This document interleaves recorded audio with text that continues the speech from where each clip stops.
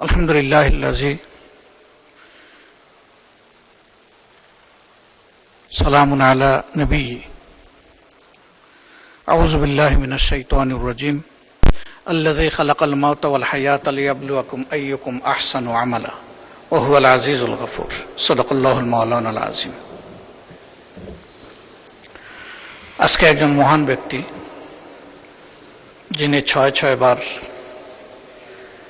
এই পার্লামেন্টের সদস্য নির্বাচিত হয়ে জাতীয় গুরুদায়িত্ব পালন করেছেন,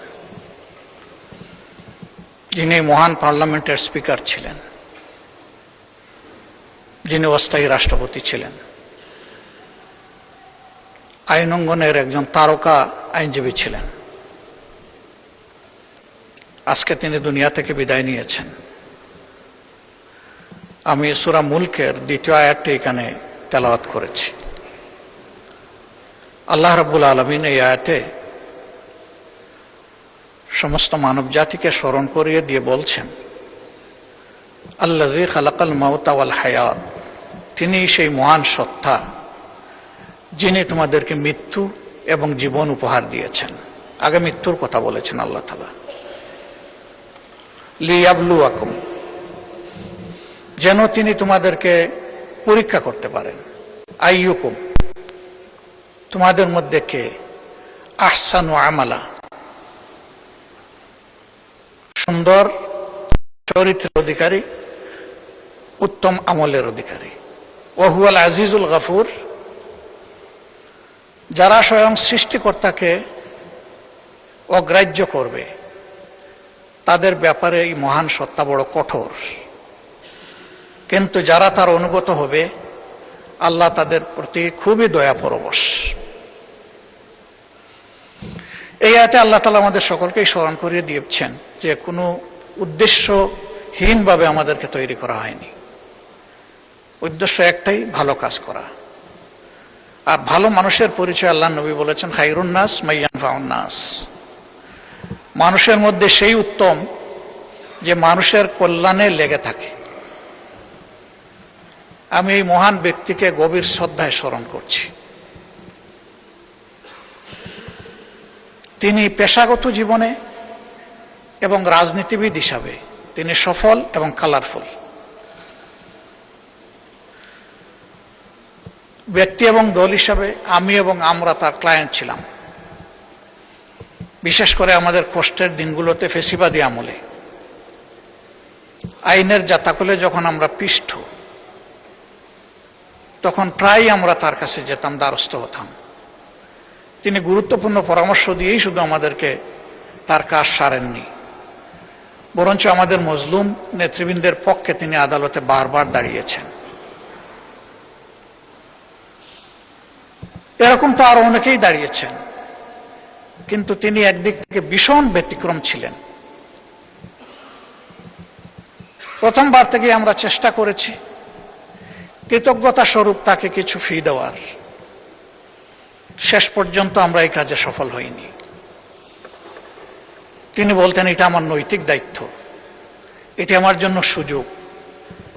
একসাথে রাজনীতি করেছি, তাদের জীবনের এই কঠিন চ্যালেঞ্জিং মুহূর্তে আমার মধ্যে সামান্য মানবতা থাকলে আমার পক্ষে তার কাছ থেকে তাদের পক্ষে ফি নেওয়া সম্ভব নয়।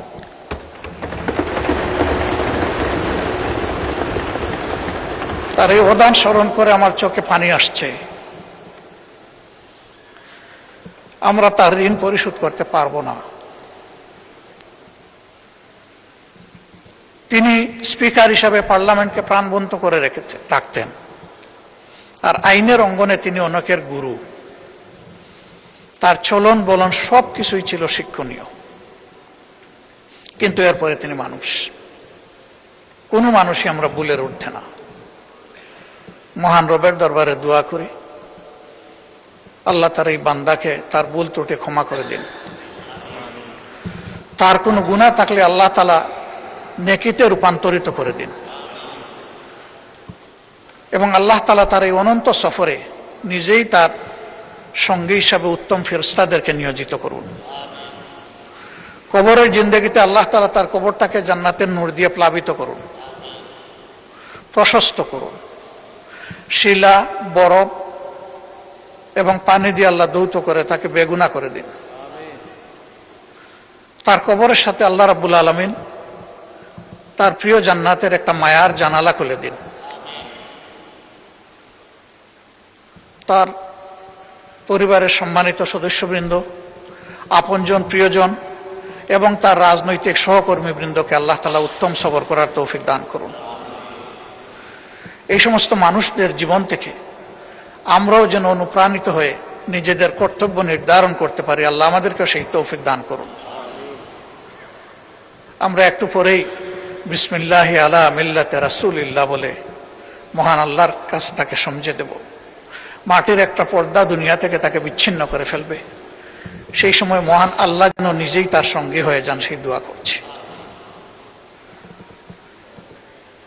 আমাদের সবাইকে আল্লাহ তাআলা ক্ষমা করুন। এই সংসদে অতীতে যারা স্পিকারের দায়িত্ব পালন করেছেন, আল্লাহ তাদেরকেও ক্ষমা করুন। এখন যারা জীবিত মৃত আমরা আছি, সবাইকে আল্লাহ ক্ষমা করুন। আল্লাহ রাব্বুল আলামিন এখানে আমাদেরকে শিক্ষা নেওয়ার সুযোগ দিন। একদিন আমাদের জন্য মানুষ পড়বে ইন্না লিল্লাহি ওয়া ইন্না ইলাইহি রাজিউন। ওই মানুষটাই সফল যে মারা যাওয়ার পরে কিছু মানুষ তার জন্য চোখের পানি দিয়ে তাকে স্মরণ করে। আল্লাহ আমাদের জীবনে সেই সাফল্য অর্জন করার তৌফিক দান করুন। মাননীয় স্পিকার, আপনি যে জায়গাটায় যে চেয়ারে বসে আছেন, তিনি এই চেয়ারে ছিলেন। আল্লাহ আপনাকে অসুস্থ রাখুন। আল্লাহ ইনসাফের সাথে আপনার দায়িত্ব পালনের তৌফিক দান করুন। মহান দরবারে দোয়াগুলা করে আমার কথা এখানেই শেষ করছি। আসসালামু আলাইকুম।